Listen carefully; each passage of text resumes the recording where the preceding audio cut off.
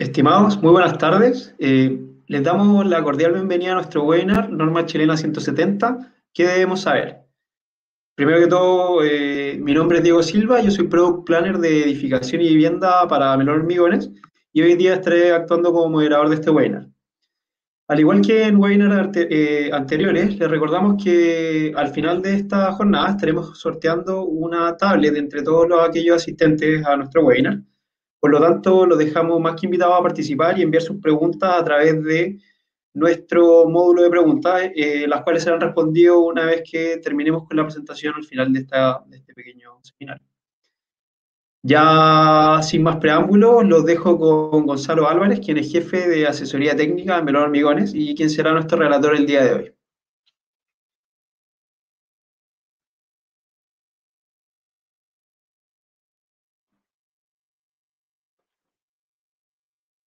Gonzalo.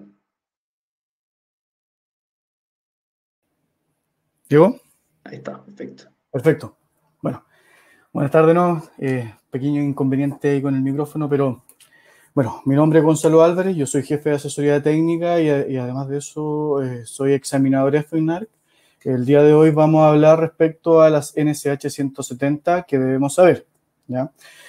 Como todos sabemos, la NSH 170, Hormigones Requisitos Generales, es el principal documento que hoy día tenemos en Chile como referencia para la especificación de los hormigones, ¿ya? Esta nueva versión que vamos a hablar hoy día, de que es la del 2016, reemplaza la del año 85, incorporando todo el desarrollo y la tecnología del hormigón y de la industria de los últimos 30 años, ¿ya?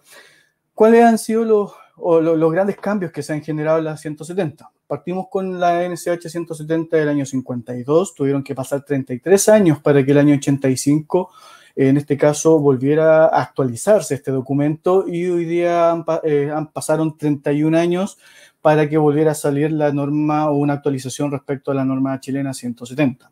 Hoy día lo que esperamos es que no tengamos que esperar nuevamente 30 años para que salga una nueva actualización, sino que ya estamos hablando de que lo más probable a fines del 2028, 2029 ya se podría empezar a discutir una nueva actualización, sumado todo el tema de las actualizaciones, tanto en la tecnología del hormigón como de la industria de los últimos años, ¿ya? La estructura de la norma es muy similar a la del año 85, se sacaron algunos ítems, se incorporaron otros que los vamos a ver con detalle, pero hablamos en este caso desde las generalidades por clasificación y requisitos, los diseños de la mezcla, confección y entrega, procesos constructivos y diversos anexos que hoy día son más complementarios y explicativos de los temas principales, más que como en comparación a la norma del 85, donde te indicaba que te enseñaba a hacer las cosas, ¿ya? Para partir, respecto al alcance de la norma, este documento establece los requisitos generales y mínimos que debe cumplir el hormigón, en este caso ya sea al momento de la especificación, al momento de la confección, transporte, colocación, el curado, la protección, el desmolde y el desimbre de los hormigones que van entre 2.000 y 2.800 kilogramos por metro cúbico, usado en hormigón simple y en hormigón reforzado, ¿ya? Esta norma clasifica los hormigones por resistencia a la compresión, por resistencia a la flexión y establece grados de exposición junto con los requisitos para especificar el hormigón por durabilidad. Ya, este es uno de los grandes cambios que hoy día habla la 170 del 2016, donde, como les comentaba, la norma del 85 te enseñaba a hacer muy bien las cosas, te entregaba un paso a paso de lo que tú tenías que hacer en la obra, pero la norma del 2016 te dice, mire, usted ya sabe construir, ahora preocupémonos del hormigón. El hormigón es un material noble que tiene que ser duradero para que las estructuras permanezcan intactas por la cantidad de tiempo que te indique el calculista, ¿ya? Las referencias normativas, en este caso, se indican una serie de documentos que son indispensables para la aplicación de la norma, por ejemplo, el ensayo de la durabilidad, ¿ya? Este ensayo está bajo la norma NSH 2262, el cual nos permite, a través de la penetración de agua, saber cuál es la permeabilidad en este caso, del hormigón que se está ejecutando o que se está confeccionando. En el tema de términos y definiciones, se eliminó el concepto de relación agua-cemento. Ya, la idea de esto, de eliminar esta relación agua-cemento, es que hoy día las especificaciones ya no se van a medir por relación agua-cemento. Por ejemplo, si nos tomamos el documento anterior, te indicaba que para estructuras que estén en contacto, por ejemplo, con agua salada, te exigía una relación agua-cemento de 0,45 o inferior. Hoy día te exige otro requisito, ya sea dosis de cemento o penetración de agua. Por lo tanto, se deja de hablar de relación agua-cemento y se introducen conceptos relativos a la durabilidad, como ambiente agresivo, durabilidad en este caso, y fisuración plástica. Fisuración plástica, fenómeno que hoy día en todas las obras se pueden observar, pero antes no estaban definidas y tampoco estaba aclarado o estaba indicado en algún documento que te dijera por qué se provocaba y cómo tú la podías evitar. ¿Ya? Y también se introduce el concepto de madurez. ¿Ya? La madurez se puede definir como la resistencia que el hormigón alcanza a una determinada edad y que depende de las temperaturas a las que ha estado sometido durante dicho periodo. ¿Ya? En simples palabras, se reduce en esta fórmula que ustedes pueden ver en la pantalla, que es la sumatoria de las temperaturas del hormigón desde el T0 hasta un T que en este caso se debe definir. ¿Ya? Por lo tanto, cada una hora se va tomando, se va midiendo en este sentido la temperatura del hormigón y esta se va acumulando y se va sumando, por eso una sumatoria, y esa madurez se correlaciona con el ensayo de resistencia del hormigón y se puede posteriormente aplicar en la obra y correlacionar la madurez que tenga la estructura con la resistencia que se obtuvo, por ejemplo, en el laboratorio. Este nuevo método te ayuda bastante, por ejemplo, para reducir desviaciones, por ejemplo, al momento del desmolde de los elementos verticales, en los cuales por afectación o por efecto de las bajas temperaturas ambientales que pueden ocurrir en invierno, tú estés inseguro en poder sacar o no el moldaje. ¿Ya? O, por ejemplo, también se ocupa mucho para la apertura de tránsito de los pavimentos o para quitar los puntales o desaprimar, por ejemplo, los elementos horizontales. Respecto a la clasificación del hormigón por resistencia mecánica, se divide en este caso en dos áreas o en dos clasificaciones, subclasificaciones, que es primero resistencia a la compresión, donde se viene el segundo gran cambio respecto a la norma del 85, donde hoy en día el hormigón se debe especificar por resistencia a la compresión, pero medido en probeta cilíndrica de 15 por 30 centímetros. ¿Ya? La antigua norma te indicaba que los hormigones se debían evaluar o, en este caso, con su resistencia expresada en probeta cúbica de 20 por 20. Hoy día, en este caso, ya te exige que sea especificado el hormigón en probeta cilíndrica de 15 por 30 centímetros. Este cambio nos ayudó hoy día a poder unir la conversación con los ingenieros estructurales, donde ellos hacían todo su diseño en probeta cilíndrica, pero al momento de ejecutar la obra tomábamos probeta cúbica. Y por lo tanto, después cuando se querían hacer análisis no se podían, en este caso, evaluar o comparar ambos resultados. Respecto a la resistencia por tracción por flexión, se mantiene hoy día la especificación en villeta prismática, en este caso con una luz que con un ensayo AP medio, en este caso, aplicado al tercio central, en este caso los límites del tercio central de luz de ensayo. Esto es un documento o una especificación que hoy día también está en evaluación, considerando la salida de la ley del saco, el cual te limita que una persona pueda levantar más de 25 kilos, y por lo tanto estas billetas pesan alrededor de 50 kilos. Esto conlleva a que los laboratorios que toman las probetas tengan que llevar a 2 o 3 personas para poder cumplir con esta ley. Y también es un ensayo muy sensible. Respecto a la requisito y designación del hormigón. El hormigón tiene que cumplir siempre con la resistencia especificada del proyecto y los requisitos de durabilidad u otros requisitos particulares que te indique el ingeniero calculista. ¿Ya? La designación del hormigón siempre debe considerar al menos el grado de resistencia, la fracción defectuosa, el nivel de confianza, el tamaño máximo del área y asentamiento de cono. Esta es la información mínima con la cual ustedes pueden cotizar o solicitar un hormigón, en este caso a Melón Hormigones. Adicionalmente, hay que considerar los requisitos por durabilidad del hormigón, ¿ya? Definamos durabilidad. La durabilidad del hormigón depende de sus propiedades y de la presencia de agentes externos o internos que generen un ataque al elemento estructural, ¿ya? En este sentido, un hormigón con una baja permeabilidad incrementa la durabilidad y colabora con la protección de la armadura. Por lo tanto, te genera una protección ante agentes externos o ante agentes internos que te ayuda a proteger y a hacer una estructura mucho más durable, ¿ya? Para obtener un hormigón durable, ¿qué necesitamos? Necesitamos la implementación de medidas adecuadas al momento del diseño de la mezcla, la fabricación, las correctas prácticas de colocación, compactación, curado y protección del hormigón, ¿ya? Hoy día, y como siempre ha sucedido, no necesariamente uno puede, con un hormigón que esté bien formulado o que cumpla con todas las exigencias, te asegura tener un buen resultado final.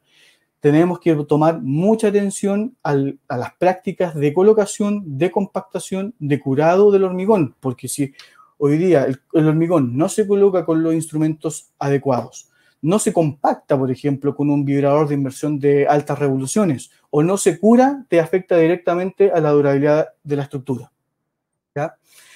Hoy día el que es el responsable de designar el grado de exposición al cual va a estar sometida la estructura es el proyectista estructural o ingeniero calculista, ¿ya? Él es el responsable de indicar cuáles van a ser los grados de exposición para que en base a con esos datos ustedes nos soliciten, en este caso a nosotros, por ejemplo, y le podamos cotizar el hormigón que cumpla con esos requisitos. ¿Qué pasa si no existen esos grados de exposición? ¿Ya? Ustedes reciben el proyecto, reciben las especificaciones técnicas y no aparece, ¿ya?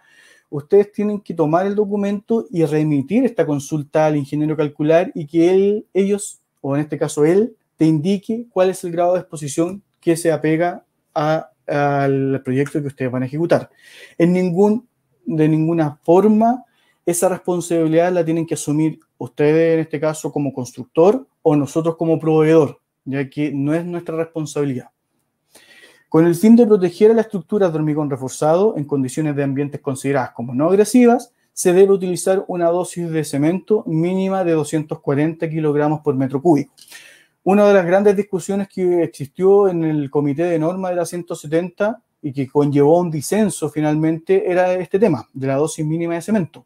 Había un grupo de personas que quería eliminar la dosis mínima y había otro grupo de personas que querían mantener la dosis mínima de cemento. Más adelante les voy a contar en qué terminó esa historia. Respecto a los requisitos de durabilidad del hormigón, como les comentaba, hay agentes internos y agentes externos. ¿Cuáles son los agentes internos? Los agentes internos son la cantidad de sulfatos, cloruro o la reacción o la potencialidad de reacción ácido-álcali que tienen presencia en las materias primas que se utilizan para la confección del hormigón, ¿ya? Si los vemos uno por uno, por ejemplo, el contenido máximo de sulfatos en el hormigón debe ser menor o igual al 2% respecto al peso de cemento. Es decir, yo tomo el porcentaje de sulfato que tiene el agua, que tiene mis áridos, que tiene mi aditivo, y eso es la sumatoria de todo este sulfato que está presente en estas materias primas, debe ser menor o igual que el 2% respecto al peso de cemento. Si son mayores, no se puede utilizar o hay que ver qué, en este caso, variable o qué materia prima es la que te está impactando en mayor proporción respecto a este incumplimiento. La otra alternativa es poder aumentar, en este caso, es aumentar la dosis de cemento a un nivel en que ese 2% sea ya menor al de respecto a la dosis de cemento.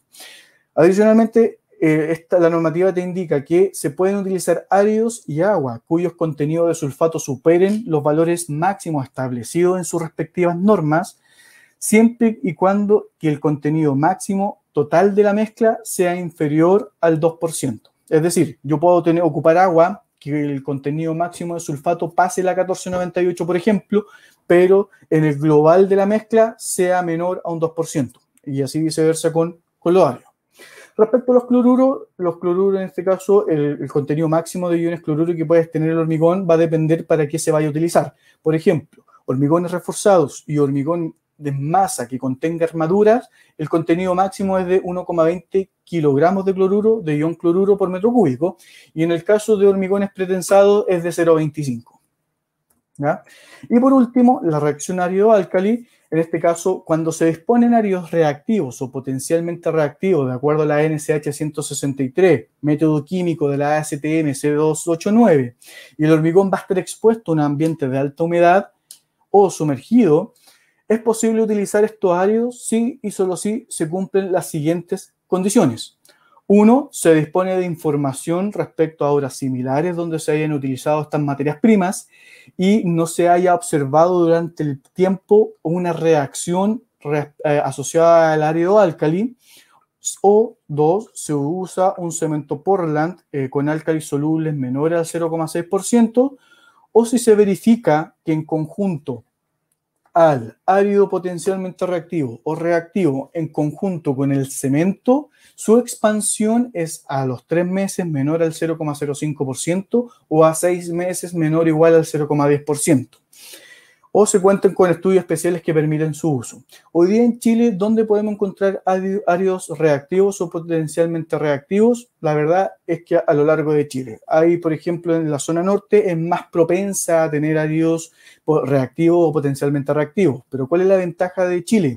Hoy día Chile ocupa, por normativa, uno está obligado a utilizar un cemento Portland puzolánico. Es un cemento Portland adicionado en el cual, en conjunto con estos áridos reactivos o potencialmente reactivos, finalmente inhibe esta reactividad, y cuando se realiza las barreras de mortero bajo la ASTM C227, es muy baja la probabilidad de que no se cumplan con estas expansiones. Generalmente en todas las plantas en las cuales hemos detectado áridos reactivos o potencialmente reactivos, en conjunto con el cemento se apacigua esta reactividad y finalmente terminamos cumpliendo con las expansiones que te exige la norma. Eso es para poder transmitir en este caso una tranquilidad respecto a que hoy día en Chile los áridos sí pueden ser reactivos, pero en conjunto con el cemento ya se pierde esa reactividad, ¿ya? ¿Y cuáles son los requisitos de durabilidad externos? Bueno, nos encontramos con congelación y de hielo, ataque externo de sulfatos, ataque por agentes externos que provocan corrosión y hormigones de baja permeabilidad. Ahora vamos a ver por detalle pequeñas tablas donde te resume cuáles son las obras que puedan ser clasificadas bajo estos agentes externos y cuáles son los requisitos que debe cumplir el hormigón. Partamos con congelación y de hielo. Por ejemplo, para el congelación y de hielo va desde el grado de exposición F0, donde quiere decir que el hormigón no está expuesto a congelación y de hielo, hasta un F3, donde el hormigón expuesto es un hormigón expuesto a congelación y de hielo en contacto continuo con humedad y expuesto a productos químicos descongelantes. ¿Dónde podemos encontrar un F3? Por ejemplo, en todas las obras que se están ejecutando hoy en día, en Farellones, en La Parva, en lugares donde tengamos nevazones. Por ejemplo, en Coyhaique también te exigen algunas obras F3. Para un F3, el requisito que debe cumplir el hormigón como mínimo es la resistencia especificada de G35. Es decir, si yo tengo una obra donde me están especificando G20, por ejemplo, pero aparte de eso me dicen que es F3, yo no puedo colocar un G20. Debo colocar sí o sí un G35, y esto complementado con un 6% de aire o de incorporación de aire, por ejemplo, para el tamaño máximo nominal de 20 milímetros, ¿ya? Y así sucesivamente para el resto de los grados de exposición, ¿ya? La tolerancia del contenido del aire, de acuerdo a la normativa, es de más o menos 1,5%, y para los hormigones con un grado superior a G35, el contenido de aire se puede reducir en 1%. Por ejemplo, si yo tengo un G40 y es con gravilla de 20 milímetros, debería colocarle un 6%, pero al ser mayor que un G35, ese 6% lo puedo bajar a 5%, igual estaría cumpliendo con lo que hoy día me exige la norma. Respecto al ataque externo por sulfato, ¿cuáles son la definición de los grados de exposición? Que van desde S0, un lugar no agresivo, donde tenemos, por ejemplo, SO4 soluble en el suelo menor al 0,10% o menos de 150 partículas por ppm, en este caso de SO4 disuelto en el agua, a un S3 donde tenemos un grado muy severo, donde tenemos contenido de SO4 soluble en el suelo mayor a un 2% y un SO4 mayor a 10.000 ppm disuelto en el agua. ¿Cómo pues sabemos ¿Qué tipo de obra puede clasificar esto? Por ejemplo, todas las obras que hoy día están en el borde costero en primera línea y que tienen hoy día contacto con agua de mar, clasifican como S1. ¿Dónde vemos un S3? En los tanques de relave donde hay presencia de ácido sulfúrico en el ambiente, ¿ya? Generalmente esto se da mucho en las zonas mineras. ¿Cuáles son los requisitos que debe cumplir el hormigón y las materias primas? En este caso, el cemento debe cumplir con los siguientes datos. Para un S0 no hay restricción, pero para un S3 debe cumplir con una expansión máxima de 0,05 a 6 meses o un contenido de C3A menor a un 5%, ¿ya? En este caso es uno o lo otro. Si yo tengo un cemento que cumple con el C3A, no es necesario que cumpla con la expansión. Pero si yo tengo un cemento que cumple con la expansión a los 6 meses, no es necesario que cumpla con el C3A. ¿Cuáles son los requisitos que debe cumplir el hormigón? Bajo estos grados de exposición son los siguientes. El S0 como mínimo debe cumplir con un G17, a un S3 con un G35, una dosis de cemento mínima de 360 o una profundidad de penetración de agua según NSH 2262 menor a 20 milímetros, ¿ya? Dentro de estos requisitos, el que sí o sí se debe cumplir siempre es el grado mínimo de resistencia especificada para cada grado de exposición. Pero adicionalmente debe cumplir con la dosis mínima de cemento o la profundidad de penetración máxima de agua indicada en la tabla. Es decir, si yo tengo un G35, lo puedo dosificar con 360 kilos de cemento y olvidarme de la profundidad de penetración de agua, o yo podría generar una dosificación que cumpla con el G35, pero con una menor dosis de cemento, pero debe cumplir con la profundidad de penetración de agua, ¿ya? Eso va a depender mucho de la etapa de proyecto donde se está evaluando el hormigón y la dimensión de la estructura. Si hoy día no hay tiempo para poder hacer un ensayo de penetración de agua o la planta de despacho no tiene esa información para respaldarla, yo le aconsejo la dosis mínima. Pero si hay espacio para poder, en este caso, preparar ensayos o recopilar información respecto al comportamiento de los hormigones que se van a suministrar bajo la 2262, yo le recomiendo para poder generar un hormigón más económico, irnos por la profundidad de penetración de agua, ¿ya? Respecto a los agentes externos que provocan corrosión, van desde C0, que es no agresivo, hasta C2C, que es muy severo, ¿ya? En este caso, ¿cuáles son un C0 o un agente externo que no aplica o no es un grado de exposición agresivo? Tenemos un hormigón seco o protegido de la humedad ambiental. En este caso tenemos un C2C que es muy severo, donde el agente externo es cloruro y se especifica esta exposición a condiciones de servicio donde el hormigón va a estar expuesto a ciclos de humedad y a una fuente externa de cloruros proveniente de productos descongelantes, sal, agua salobre, agua de mar o salpicaduras del mismo origen, ¿ya? Al igual que los grados de exposición a sulfatos, los hormigones deben cumplir con las mismas condiciones. Es decir, para cada grado de exposición debe cumplir con un mínimo grado de resistencia especificada, ¿ya? Y la dosis mínima, en este caso adicional a eso, la dosis mínima de cemento o en este caso la profundidad de agua según NSH 2262. Ya, como les explicaba en los grados de exposición anterior, sí o sí se debe cumplir con el grado de resistencia y uno de los dos siguientes, en este caso, requisitos: dosis mínima de cemento o penetración máxima de agua.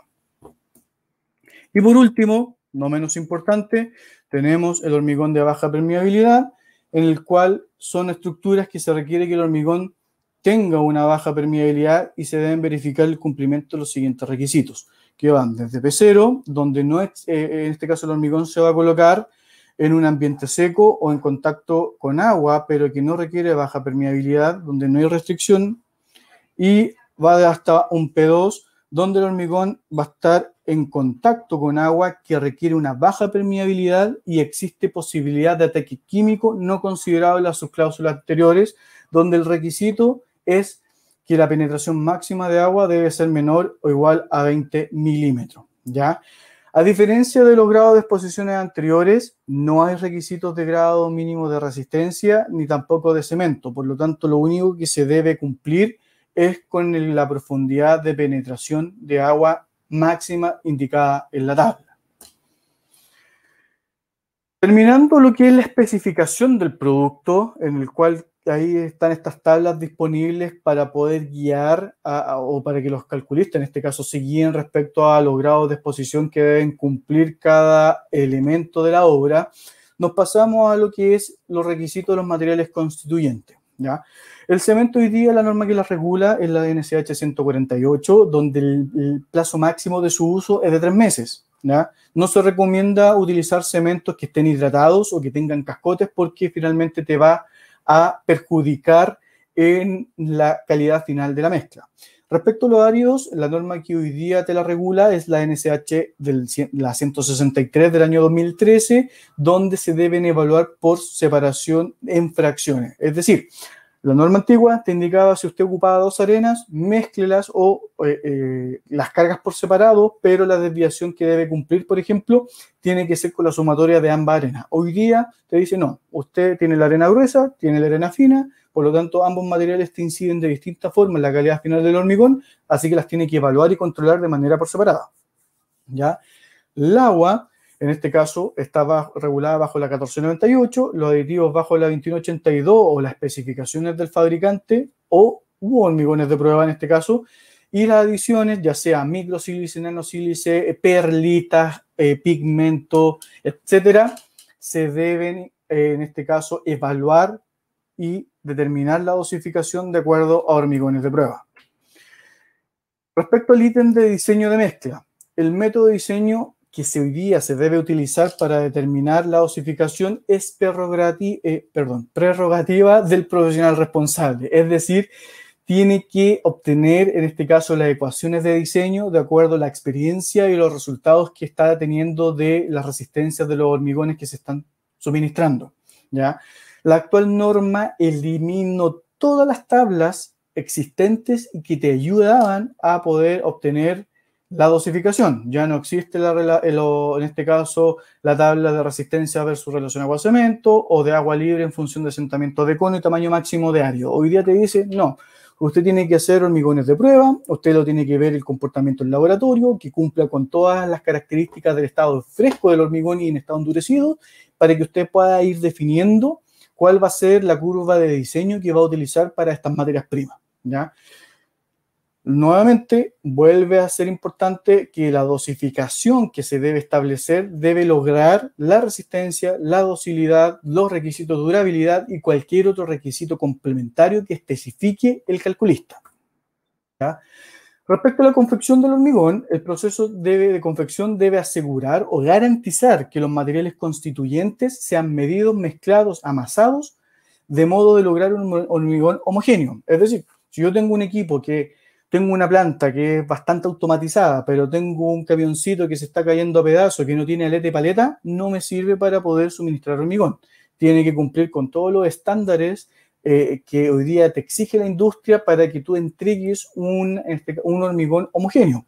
Hoy día existen pruebas de homogenización en los cuales te piden para cada equipo, en algunos proyectos, donde tú tienes que demostrar que el primer 10% de la mezcla y el último 10% son iguales. Y de esa forma tú demuestras que el hormigón o el proceso de fabricación del hormigón es homogéneo, ¿ya? La medición de los materiales puede ser en volumen o puede ser en masa. En este caso, el volumen solamente está permitido para el agua y para los aditivos, y todo el resto de los materiales debe ser medido en masa. Las tolerancias para el cemento y el agua es de más o menos 1%, y para los áridos, aditivos y adiciones, más o menos 3%.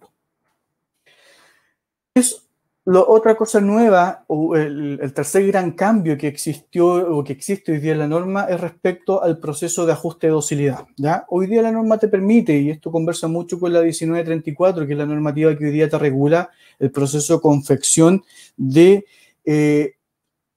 hormigón en una planta hormigonera es el ajuste de docilidad, ¿verdad? Hoy día el ajuste de docilidad en obra se permite ya sea tanto con agua o con aditivo, pero esto no es que en cualquier momento tú tienes que realizar el ajuste. Hay cosas que se deben cumplir. Por ejemplo, si ustedes, en este caso, nosotros como Melón Hormigones realizamos ajuste de docilidad mediante agua, ¿ya? En el cual, para poder realizar ese ajuste, se debe cumplir con lo siguiente. El proceso de ajuste desde llegado el camión a la obra hasta, en este caso, hasta que y el plazo máximo desde llegado el camión a la obra es de 30 minutos. Es decir, si el camión llega a las 4, como Melón Hormigones tenemos hasta las 4:30 para poder cumplir con esa docilidad requerida. El proceso total de ajuste, ya sea desde que el operador mixer pone en giro la betonera, incorpora el agua y amasa enérgicamente, no debe durar más de 15 minutos. Y el proceso de ajuste debe ser solamente una vez. Es decir, si nuestro operador mixer ajusta el mixer, amasa, mide cono y no llegó la tolerancia, lamentablemente ese hormigón no se debe colocar en la obra y se debe rechazar, ¿ya? ¿Qué pasa si el hormigón llega pasado? Se debe hacer lo mismo. En este caso, desechamos la carretilla, amasamos enérgicamente por 2 minutos y volvemos a tomar la docilidad. Y si la segunda toma de cono, el producto no cumple con dentro de las tolerancias exigidas para la docilidad, el producto se debe rechazar. Nunca se debe colocar un hormigón que no cumpla con la docilidad, ya sea, en este caso, por sobre, más que por debajo. Por sobre, considerando que ya se alteró la dosificación del hormigón y eso te impacta directamente en la resistencia. En cambio, cuando se hace este proceso de ajuste por agua al momento de la llegada, porque se perdió docilidad en el trayecto, es porque no se consideró una corrección de humedad adecuada. Por ejemplo, en este caso la planta midió que la humedad de la arena era un 5%, pero tenía, por ejemplo, un 4%. Puede ser. O el proceso de ajuste en el pilón posterior a la carga no fue el adecuado, ¿ya? Y el otro tipo de ajuste que se puede realizar en este caso es con aditivo, que es una práctica que nosotros como Melón Hormigones no la tenemos adoptada para los productos estándar, solamente para algunos productos muy específicos se permite el ajuste de docilidad con adición de aditivos. ¿Y por qué nosotros no optamos por esta opción? Es porque de acuerdo a toda la experiencia que llevamos y todos los hormigones de prueba que hemos realizado, nos hemos dado cuenta que el ajuste de docilidad con aditivos te restringe el tiempo de descarga, ¿ya? Es decir, nosotros en este caso se recupera la docilidad con aditivo, tú vas a tener entre 15 a 20 minutos para poder descargar, porque si te pasas de ese tiempo, el hormigón se vuelve a apretar. En cambio, cuando se hace el ajuste con agua, te permite un mayor tiempo de trabajabilidad. Respecto al transporte, se divide en este caso en dos grandes áreas, el transporte a la obra o el transporte en la obra, ¿ya? El transporte a la obra, para los hormigones estándar, es decir, que no tienen ningún acuerdo adicional en este caso con nosotros, entre el proveedor y la constructora, el tiempo de garantía es de 2 horas desde que el proceso de confección comenzó. Es decir, desde que comienza la carga hasta que se debe terminar de colocar el hormigón en la obra, no deben pasar más de 2 horas. Por ABC motivo, por ejemplo, el mixer se demoró 1 hora y media en llegar y en este caso usted quedó y el proceso de descarga se demora 1 hora, mi recomendación para no pasarnos de este tiempo y que te pueda afectar la calidad final del producto es que el mixer se regrese porque existió una desviación. El producto estándar o el producto normal contempla generalmente 1 hora de viaje y 1 hora de descarga. Si el mixer se demoró, por ejemplo, 30 minutos en llegar a la obra, no quiere decir que ustedes tengan 1 hora y media, por ejemplo, para poder descargar. Se sigue y se debe cumplir el tema de la hora en la descarga, ¿ya? ¿Qué pasa con el transporte en la obra? Cualquier sea el método de transporte en la obra, ya sea bomba, capacho, carretilla, balde, conito, por ejemplo, da lo mismo el tiempo máximo desde que sale, desde el equipo agitador hasta que se coloca el punto final, no debe ser superior a 30 minutos. ¿Por qué no puede ser más de 30 minutos? Porque el proceso de fraguado o el proceso de evaporación del agua parte inmediatamente después de que se termina la colocación del hormigón. Yo no puedo tener un hormigón una hora en una carretilla y después ir a generar, por ejemplo, tomar la muestra o ir a colocar el hormigón donde lo necesito colocar, porque va perdiendo sus características, sus propiedades. El hormigón se debe colocar en el momento en que llega el camión con el hormigón y ocupar los métodos de compactación adecuados, ¿ya? Respecto a la colocación, en este caso, el equipo o la cuadrilla que va a colocar el hormigón tiene que ser especializado y debe contar con los equipos adecuados, ¿ya? Esto nos va a permitir colocar el hormigón y mantener la homogeneidad de la mezcla y evitar segregaciones, por ejemplo, los famosos nidos de piedra por pérdida de lechada, asegurar la continuidad de los elementos estructurales. En este caso, yo tengo que asegurar que el vibrado sea de tal forma que el hormigón quede compacto en su 100%, en su totalidad del volumen. No pueden quedar vacíos dentro de las estructuras porque eso te genera que la estructura no sea continua. Manteniendo, en este caso también te permite mantener las dimensiones y la geometría de los elementos, evitar la contaminación, también se debe evitar la contaminación con materiales extraños. Hace un tiempo atrás me tocó ver un caso en Valdivia en el cual se descargó un hormigón en una fundación, en un subterráneo, y el hormigón se demoró 5 días en fraguar. En cambio, las probetas que se curaron en otro tipo de ambiente, en la superficie, fraguaron al día siguiente. ¿Qué fue lo que se detectó después de la investigación? De que el agua que había presente en la fundación al momento del hormigonado tenía un alto contenido de materia orgánica y eso te generó finalmente que el proceso de fraguado del hormigón se retrasara. Por lo tanto, como recomendación, siempre el hormigón se debe colocar en superficies limpias, que no tengan ningún material extraño o fuera de agua, por ejemplo, deprimir la napa o limpiar o desviarla, pero tiene que ser en las mejores condiciones, porque todo lo que esté en el ambiente te puede afectar, en este caso, la característica del hormigón, ¿ya? Y obviamente el hormigón nunca se debe colocar en terreno congelado o con hielo superficial, porque finalmente es como si estuviéramos colocando hormigón en el refrigerador, en el freezer, y eso te va a perjudicar directamente en las resistencias finales del hormigón, ¿ya?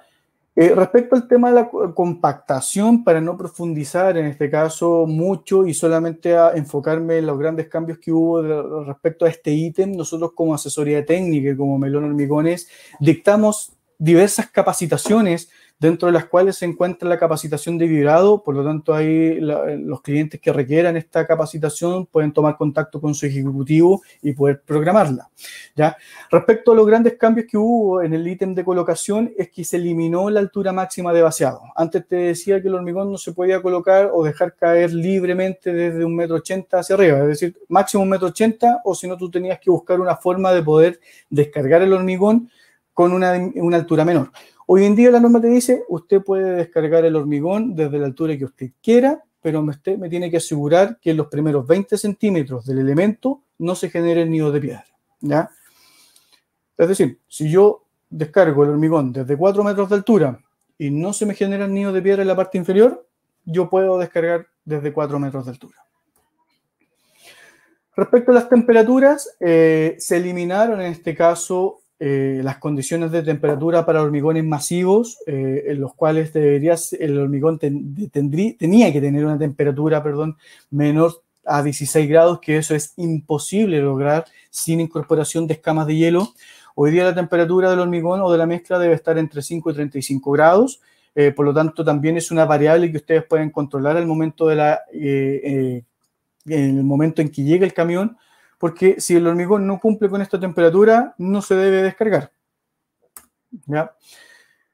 Respecto al hormigonado en tiempo frío, dentro de los grandes cambios que hubo respecto al hormigonado en tiempo frío es lo siguiente, ¿ya? Se considera como hormigonado en tiempo frío si es que el lugar donde se está colocando el hormigón, durante los 3 días previos al hormigonado, se registra una temperatura media diaria menor de 5 grados Celsius y la temperatura ambiente sea menor o igual que 10 grados Celsius por más de 12 horas continuas o acumuladas en un periodo de 24 horas, ¿ya?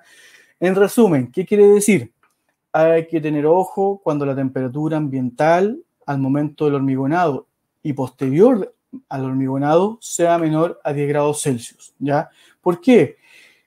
Cuando el hormigón se coloca en temperaturas menores a 10 grados Celsius o, por ejemplo, durante la noche va a estar sometido a temperaturas bajo 10 o incluso bajo 0, el hormigón se duerme y se generan los famosos retardos de fraguado, ¿ya?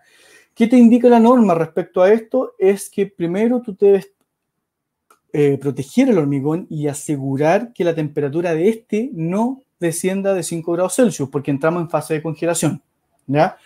Y adicionalmente, si ustedes quieren mantener el mismo ritmo de desmolde para la obra, deben tomar resguardos mínimos necesarios para poder proteger la temperatura del hormigón y esta no descienda con la temperatura ambiental, ¿ya? Si es que no quiere aplicar estas medidas, también se pueden generar hormigones especiales que te puedan ayudar, en este caso, en la productividad en época de invierno y que puedas acotar y reducir estas variables y finalmente poder mantener tiempos muy similares en el verano, por ejemplo, de desmonte, ¿ya? Para el tiempo caluroso hay que tener mucha precaución en el viento, ¿ya? El viento es lo que más te afecta en la formación de fisuras por retracción plástica. ¿Por qué? Porque finalmente el viento, al tener una acción sobre la superficie del hormigón, te genera una evaporación superficial y ese cambio de tensiones internas dentro del hormigón te desencadena en las fisuras o en las famosas fisuras de retracción plástica, que son estas fisuras en forma de arañita que se empiezan a avanzar en los elementos, ¿ya?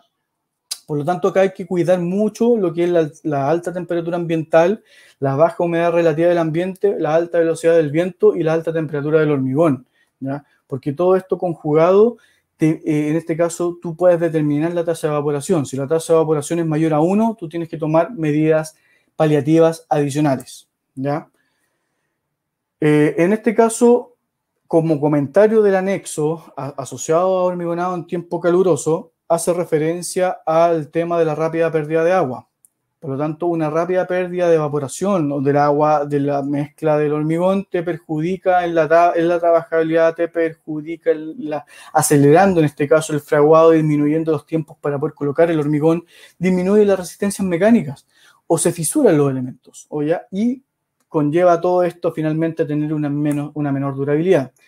¿Qué se recomienda hacer en obra?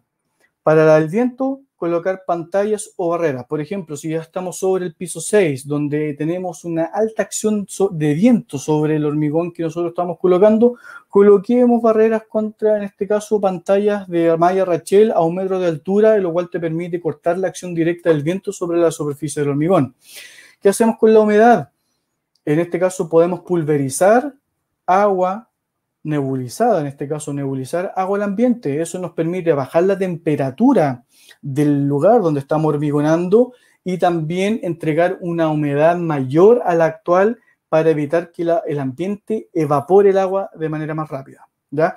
Y respecto a la temperatura del hormigón fresco, ahí nosotros nos encargamos, tenemos distintos métodos que se aplican cuando tenemos temperaturas sobre 25 grados Celsius, que eso nos permite lograr tener temperatura del hormigón que nunca estén por sobre los 35 grados. En condiciones especiales donde se deben generar hormigones masivos, se puede llegar, previo acuerdo obviamente, se puede llegar a tomar o a tener un hormigón o a suministrar un hormigón con una menor temperatura de la mezcla, pero para eso siempre se debe levantar ese requerimiento al momento de la cotización para poder evaluar y ver cómo se puede llegar a esa temperatura máxima que te están solicitando, ¿ya? Esta es la fotografía que a mí me gustaría ver todos los veranos en las obras en Chile, ¿ya? Sí, lo sé y se sabe que es complicado porque esto te perjudica directamente el avance de la obra, pero esta es una muy buena práctica para proteger el hormigón y de esta forma disminuir las probabilidades que aparezcan fisuras, por ejemplo, o que tengamos pérdida de trabajabilidad al momento de la colocación, ¿ya? Como ya les comentaba, estas son las acciones que nosotros tomamos como planta hormigonera. En este sentido, nosotros tenemos en las plantas, en todas las plantas de Chile, indiferente sea del norte o del sur, nuestros hormigones o nuestros áridos gruesos están con aspersores que cuando se detectan temperaturas sobre 25 grados Celsius se activan de manera automática para poder humectarlos y de esta forma bajar la temperatura del árido y que finalmente no nos perjudique la temperatura final. Ya adicionalmente todos nuestros tanques de agua están enterrados para poder y con techo para evitar la acción directa del sol y que te ayude a calentar el agua. Y como les comentaba, para algunos proyectos muy particulares hemos reemplazado agua de amasado por escarchas de hielo para poder bajar la temperatura final de la mezcla y de esta forma poder cumplir con las temperaturas que te exige el proyecto.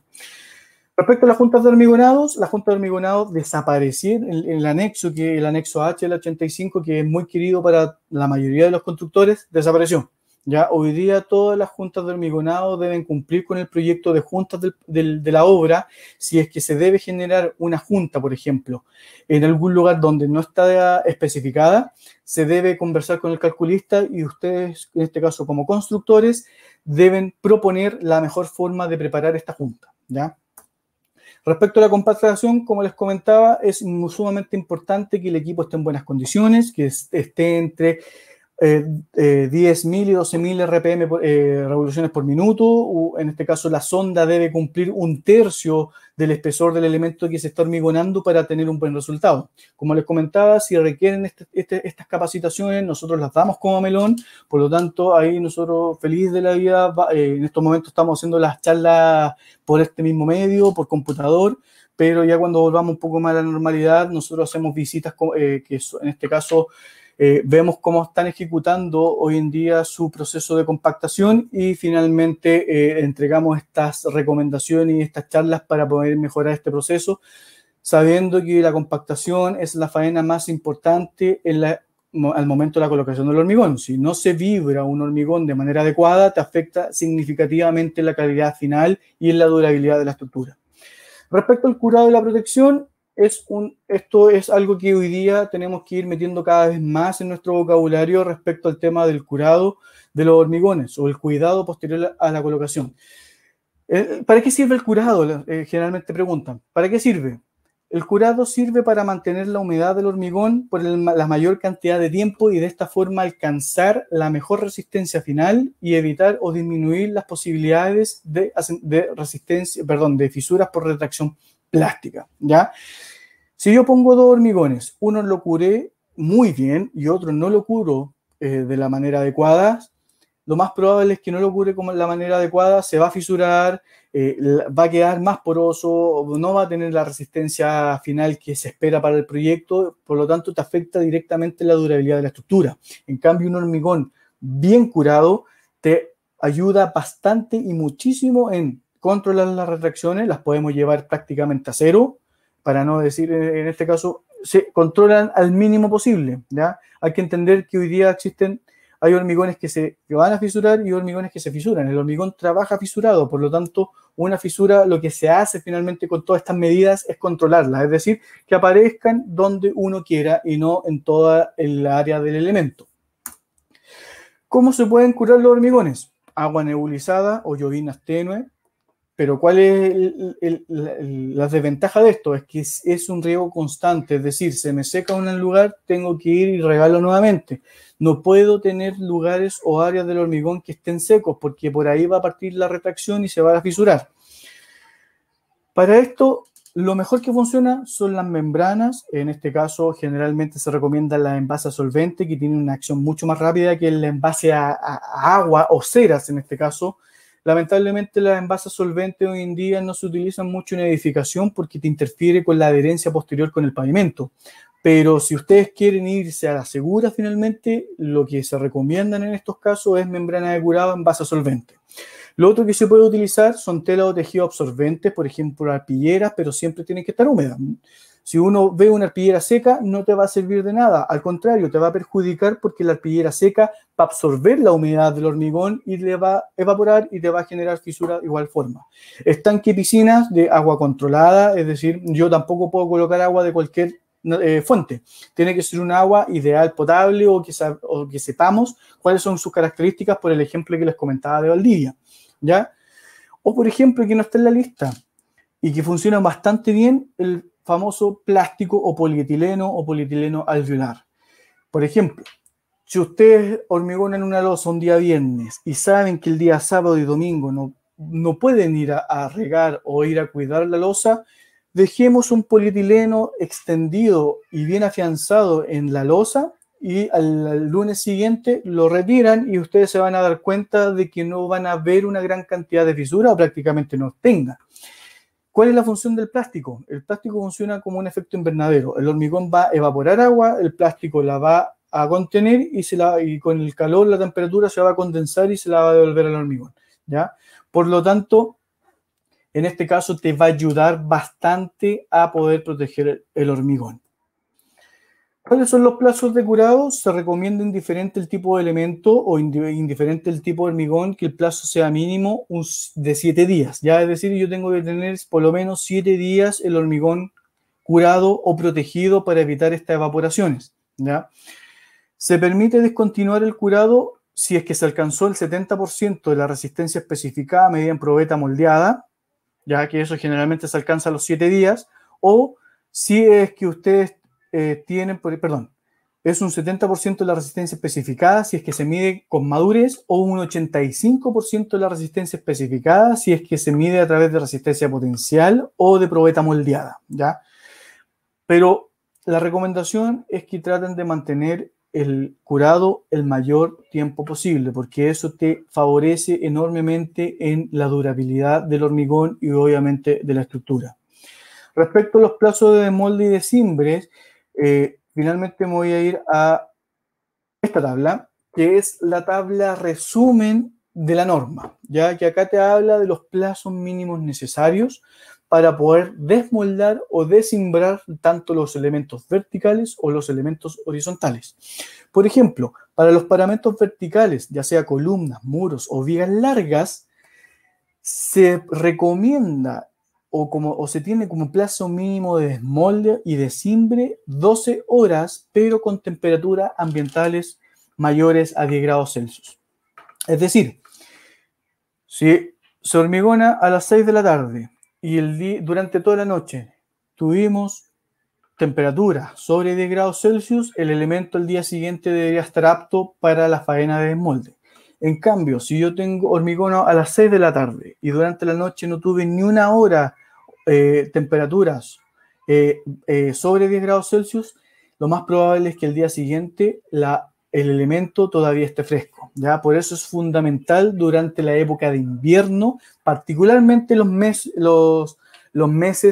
de mayo y agosto-septiembre, que son los más complicados por los gradientes térmicos, tengan mucho ojo con las temperaturas mínimas ambientales. Si durante la noche no alcancé a acumular 12 horas con temperatura de 10 grados Celsius o mayores a 10 grados Celsius, lo más probable es que el día siguiente el elemento esté fresco y eso te va a desplazar o te va a retrasar todo el proceso de hormigonado de los siguientes elementos. Como les comentaba, para evitar eso o para reducir estos tiempos, existen hormigones o existen métodos de protección para poder acelerar estos tiempos y poder mantener el mismo ritmo indiferente a la época del año. ¿Ya? Ya para ir finalizando, en este caso, poder cumplir con el tiempo, respecto al tema de los ensayos, en la siguiente tabla están las normas respectivas, están las tolerancias, por ejemplo, para el asentamiento de conos se rige bajo la 1019 y las tolerancias son las siguientes. Cuando tenemos docilidades menores a 4 centímetros es de más menos 1, entre 4 y 9 más menos 2 y sobre 9 centímetros más menos 3. ¿Ya? La resistencia a la compresión y la resistencia a la flexión se mide respecto a las 1037 y 1038 respectivamente y los criterios de aceptación van a ser según norma de diseño correspondiente. ¿Ya?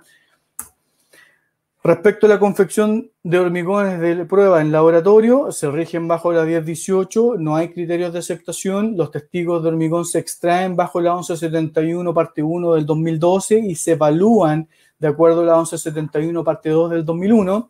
La densidad aparente y el rendimiento de la masada se miden bajo la 1564 y tiene una tolerancia de más o menos 3%, y el contenido de aire bajo la 2184 y la tolerancia es de más o menos 1,5%. Ya, respecto a la frecuencia de muestreo se mantiene lo que indica, lo que hoy indica la 1998, que es la norma que regula las evaluaciones estadísticas de las obras que se ejecutan en Chile, por ejemplo, para obras con un volumen mayor a 250 metros cúbicos y suministrado desde una central hormigonera, te pide una muestra cada 150 metros cúbicos con un mínimo de 5. Y es sumamente importante el tema de la trazabilidad, ya que nos ayuda o nos permite o facilita el trabajo en muchos sentidos. ¿Ya? Por ejemplo, es sumamente sano y es totalmente recomendable llevar siempre un registro donde se lleve y se anote la designación del hormigón, la procedencia del hormigón, el número único que identifique la masada, y en este caso que es el número de guía, la hora y fecha de la confección y la colocación del hormigón y dónde se colocó el hormigón, ¿ya? Puede ser, espero que no, que en el día de mañana, por ese motivo, nosotros como equipo de asesoría técnica, le podamos ir a tocar la puerta a usted, a sus obras, y le digamos, ¿sabe qué? Detectamos en nuestro proceso de confección una desviación que puede afectar la resistencia final del hormigón.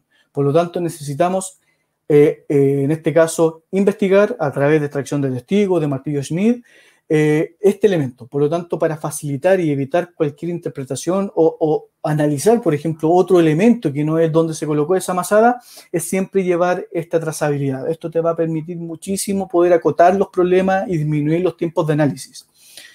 Y para ir finalizando, como conclusión, tenemos lo siguiente. En este caso, la migración de criterios prescriptivos hacia una especificación por comportamiento. Como les comentaba al comienzo de la charla, la norma del 85 te enseñaba mucho a cómo trabajar el hormigón, a cómo, en este caso, cómo construir.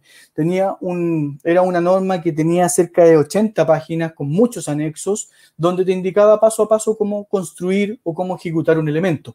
Hoy en día, la norma del 2016 pasa a ser una norma por comportamiento, donde el foco principal es preocuparnos del hormigón, es decir, ver cómo se comporta, ver su durabilidad, la resistencia, preocuparnos de las materias primas, por ejemplo, que pueden afectar considerablemente la calidad final del hormigón. Se eliminan las recomendaciones constructivas, pasando un foco más a hormigón, como les comentaba. Se cambia de probeta cúbica para especificación, en este caso a probeta media por cilíndrico, establecido por la 6318, que hoy día es la norma madre de los estructurales.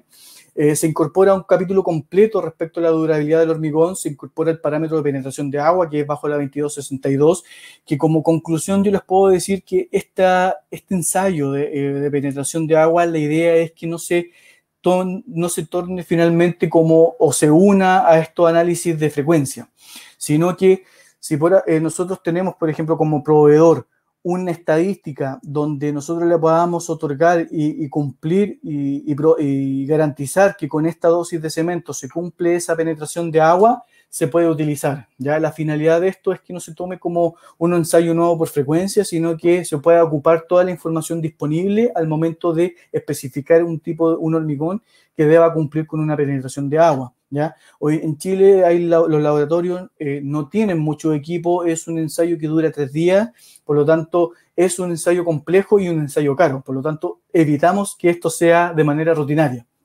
¿ya?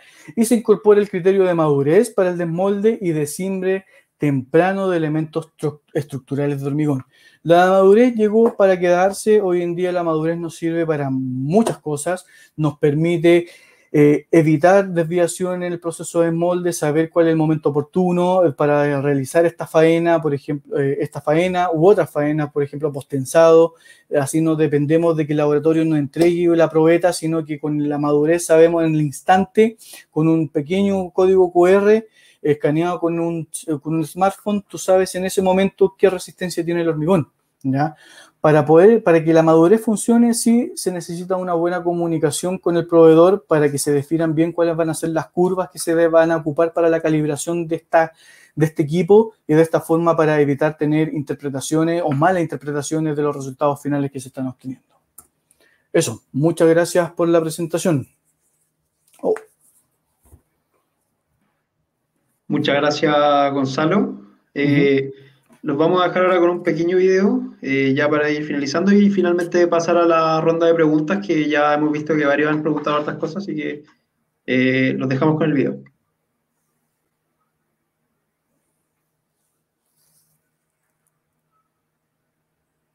Evita contagios manteniendo la distancia entre tu obra y el COVID-19. Con Melon, aprende a ocupar tu aplicación Mi Obra para que puedas firmar de manera digital y evitar contagios. Te enseñamos cómo. Puedes recibir la guía electrónica escaneando el código QR que te muestra el operador Mixer. O mucho más fácil a través de tu app Mi Obra, donde recibirás una notificación para firmar la guía. Para ingresar a Mi Obra debes ingresar el código de obra y el número de la guía de despacho o con tu usuario y contraseña de Melon Online. Luego ingresa a la sección Guías activas. Selecciona Ver guía. Luego puedes visualizar la guía de despacho completa, con toda la información relacionada a tu despacho. Ingresa tus datos y puedes agregar observaciones si lo requieres. Si consideras que se debe corregir algún dato, puedes solicitar una revisión para que el operador Mixer haga la corrección necesaria y te envíe nuevamente la guía para firmar. Si toda la información es correcta, procedamos a la firma digital. Para aprobar el despacho, debes seleccionar la opción Recepcionar guía. Firma directamente en la pantalla de tu dispositivo. Luego presiona Enviar firma. Al hacerlo, le llegará una notificación al operador Mixer a su aplicación y a ti un correo electrónico con la guía firmada y con el detalle incorporado. Puedes revisar el detalle de la guía firmada en Guías activas o en Detalle de pedidos. Si no se recepciona el material o si hay un error con la entrega, puedes rechazar el despacho. Para esto, en la pantalla con el detalle de la guía debes ir a Rechazar guía. Quedarán guardados los comentarios y los datos de quien rechaza la guía. Verás un mensaje de confirmación en pantalla y te contactaremos para regularizar. Gracias a la nueva modalidad de firma digital, nos podremos mantener más seguros, mantener la distancia y seguir avanzando con nuestras obras. Melon está contigo.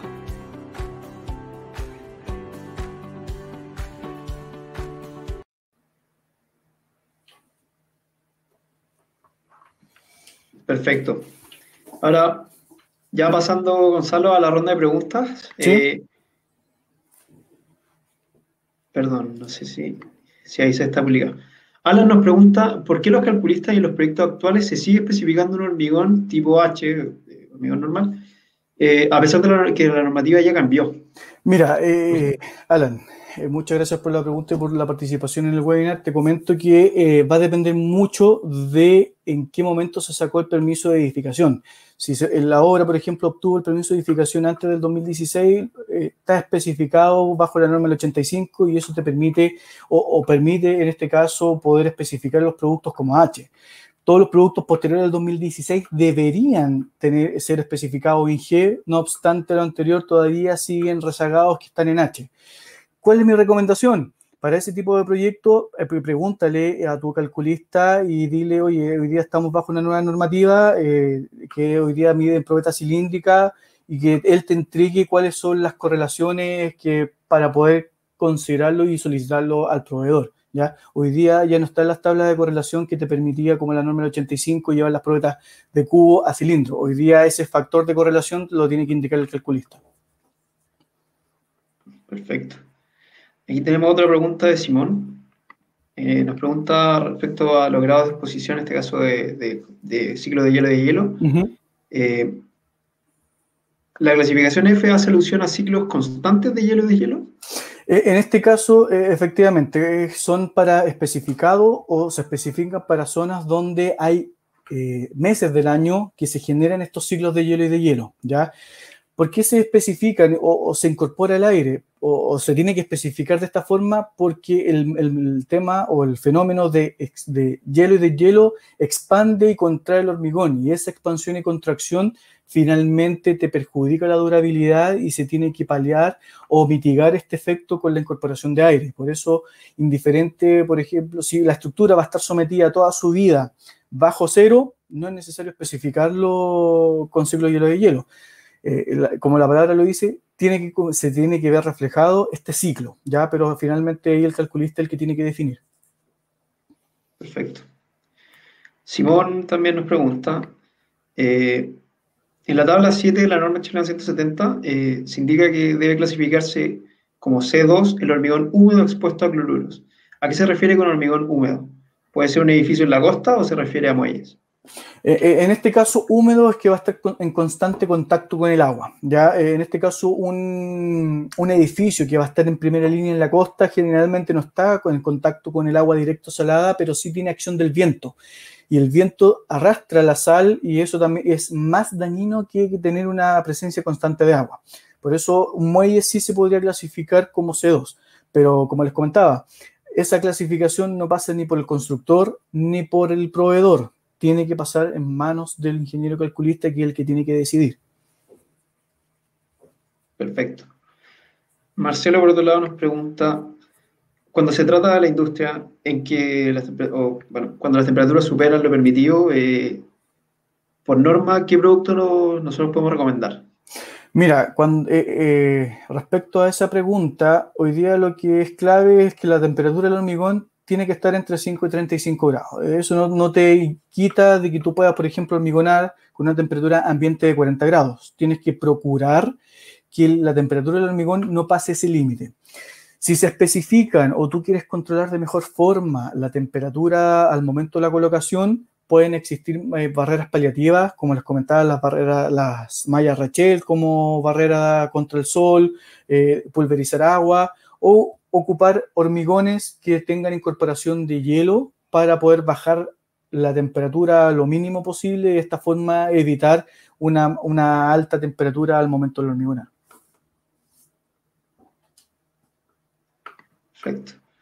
Aquí Alan también nos pregunta, ¿con qué frecuencia se debe hacer la toma de cono de asentamiento? O sea, la toma de cono. Mira, la toma de cono de Abrams no hay una frecuencia específica. De manera general se toma un cono de Abrams cada vez que se toma una muestra en fresco, y esto es cada 150 metros cúbicos, o una frecuencia menor si es que la especificación técnica así lo indique, ¿ya? Hay proyectos que tienen que medir cada 50, hay proyectos que tú tienes que medir o controlar la docilidad en todos los camiones. Eso va a depender mucho del proyecto, pero para las obras normales generalmente se aprovecha de tomar el cono cuando se toma la muestra, pero si ustedes como obra quieren aplicar como control a todos los camiones, lo pueden hacer. Ya en ese sentido, como les comentaba, no hay una frecuencia mínima exigida. Sí, mismo nos preguntaba a quién le corresponde esta responsabilidad, si es referente al operador mixer o necesariamente tiene que ser un laboratorista. Mira, en estos casos, mi recomendación para evitar problemas con el operador finalmente, que pueda conllevar ahí alguna duda respecto a la descarga, es que alguien de la obra o 3 o 4 personas se puedan capacitar para poder tomar cono y que ellos mismos puedan controlar. En caso de que se detecte alguna desviación, el operador mixer está capacitado hoy en día para poder defender su camión. Si no lo defiende, claramente tomamos como válido el control de la obra. Para hacer válido este control, nosotros como asesoría técnica también generamos capacitaciones y en alguna obra, de ser necesario, se puede negociar con su ejecutivo la entrega del equipo en conjunto con la capacitación para poder, en este caso, enseñarle a las personas de la obra cómo tomar el cono y que sirvan como ministro de fe o testigos de fe en este caso. Por lo tanto, lo que ellos midan para nosotros va a ser válido. Perfecto. José acá nos pregunta, y lo leo al tiro, que no le quedó claro el tema de la penetración de agua. Me imagino que es más referente al ensayo en sí. Sí, mira, no quise entrar por temas de tiempo en detalle al ensayo de la NSH 2262, pero básicamente esto es un ensayo que se realiza a los 28 días de confeccionar el hormigón en probeta cilíndrica, la cual se introduce en una máquina que proyecta agua de manera constante a la probeta por 3 días y al tercer día se hinca o se ensaya esta probeta, se parte a la mitad y se ve cuál es la penetración máxima y la penetración mínima en la probeta. ¿Ya? Esto te va a poder, y esto te entrega como resultado la penetración máxima o promedio del hormigón que se está suministrando.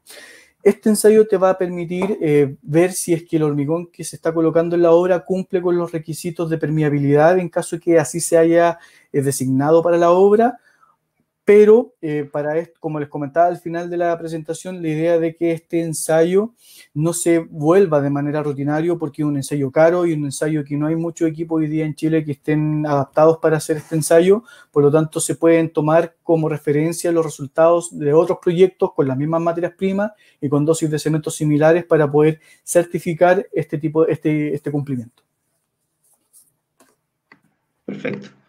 Alan nos pregunta, si mi estadística de hormigones indica que a los 3 días alcanzo el 70% de la resistencia específica, ¿puedo tomarlo como referencia para desimbrar antes de lo indicado?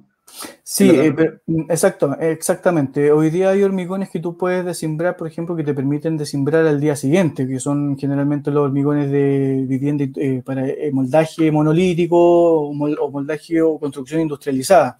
Pero siempre tiene que estar con la venia del calculista. Finalmente, él es el dueño de la estructura y él te tiene que validar con esa información si tú puedes desimbrar a los 3 días, ¿ya? Pero hoy en día sí se pueden lograr desimbre antes de lo que indica la tabla de la norma, es meramente referencial, salvo que la especificación particular del proyecto indique lo contrario, ¿no? Claro, justamente la norma también indica el método de madurez hoy día como un mecanismo válido para poder justamente tomar esa decisión y que no quede solamente como por una especulación. Sabemos que la estructura puede ir cambiando su comportamiento a medida que van pasando los meses, por lo tanto, quizá la forma en que está pensando de sembrar en verano va a ser completamente distinta a la que va a ser un mes, 2 meses saliendo el verano, incluso ya entrando el invierno. Así es.